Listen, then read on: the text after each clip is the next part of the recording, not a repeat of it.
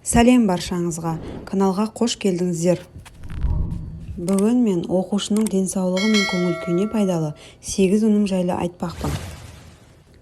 Дұрыс тамақтану дене мен миға қосымша энергия береді.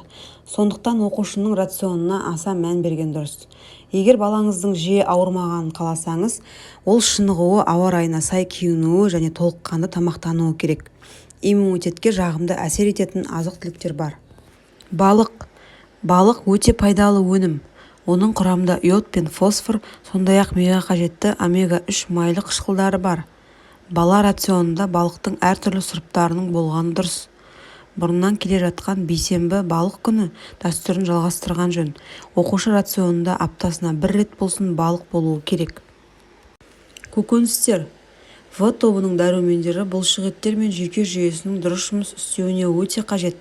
Оқушыға физикалық және ақыл-ой жүктемесі түседі.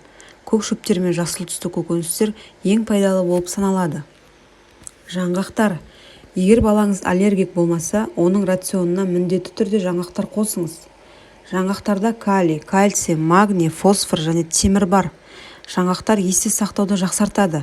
Сондықтан олар оқушының сабақты жақсы меңгеруіне көмектеседі. Ет. Ағза өсіп, бұлшықет массасын жинап жатқандықтан балаға ет керек. Балаға тек өсімдік ақуыздары емес, сондай-ақ жануар ақуыздары да қажет. Оны жұмыртқадан және еттен алуға болады. Етте энергия беретін және гемоглобинді көтеретін амин қышқылдар, темір, фосфор және В тобының дәрумендері бар. Сәбіз. Бұл көкөніс өсіп келе жатқан ағзаға өте пайдалы.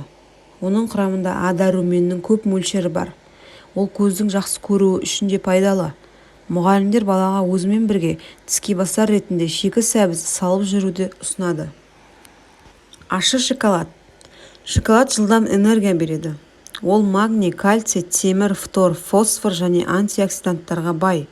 Бірақ оны десерт ретінде көп жеу ұсынылмайды. Міндетті түрде ащы шоколад таңдаңыз.